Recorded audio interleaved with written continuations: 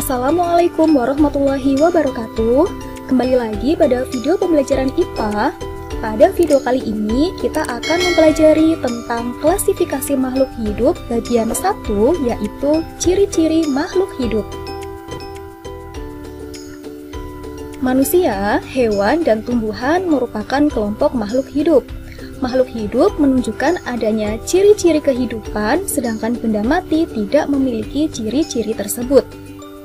Lalu, apa saja ya ciri-ciri kehidupan tersebut? Kita bahas satu persatu. Yang pertama, bernapas. Bernapas merupakan proses menghirup oksigen dan melepaskan karbon dioksida. Tujuan bernapas adalah menyediakan oksigen yang diperlukan tubuh untuk menjalankan metabolisme dan membuang zat sisa metabolisme berupa karbon dioksida. Yang kedua, memerlukan nutrisi. Setiap makhluk hidup memerlukan energi untuk beraktivitas. Energi tersebut diperoleh dari makanan dan minuman. Jadi, baik manusia, hewan maupun tumbuhan sama-sama memerlukan nutrisi.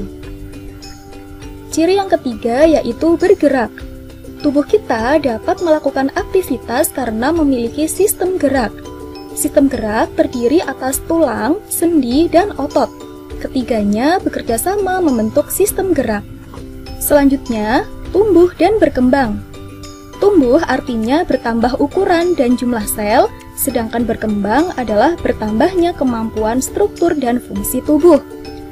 Contohnya, ketika kita masih bayi, massa dan ukuran tubuh kita belum sebesar sekarang, dan kemampuan tubuh kita juga masih terbatas, belum bisa jalan, belum bisa berlari, dan sebagainya. Contoh lain yaitu pada ayam, di mana perkembangannya dimulai dari telur, ayam muda, sampai ayam dewasa.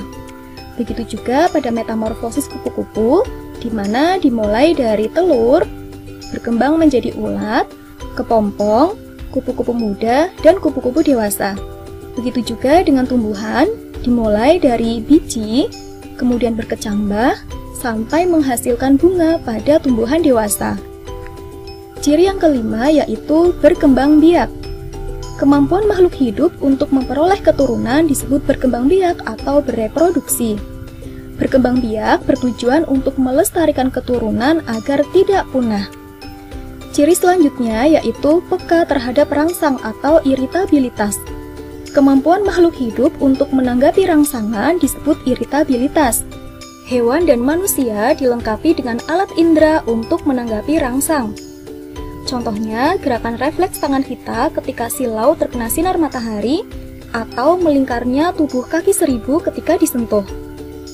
Tumbuhan juga mempunyai kepekaan terhadap rangsang yang menghasilkan gerak pada tumbuhan. Rangsang tersebut dapat berasal dari sentuhan, cahaya matahari, air, zat kimia, dan sebagainya. Contohnya, menutupnya daun putri malu ketika disentuh atau pecahnya biji bunga pacar air ketika disentuh. Ciri yang terakhir yaitu menyesuaikan diri terhadap lingkungan. Kemampuan makhluk hidup untuk menyesuaikan diri dengan lingkungannya disebut adaptasi. Contohnya, tumbuhan yang hidup di tempat kering atau sedikit mengandung air memiliki daun yang sempit dan tebal seperti kaktus di gurun ini. Sedangkan tumbuhan yang hidup di tempat basah atau banyak mengandung air memiliki daun lebar dan tipis seperti daun teratai ini.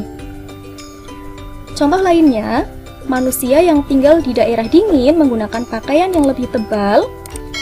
Manusia menggunakan masker untuk melindungi diri dari virus COVID-19 dan sebagainya.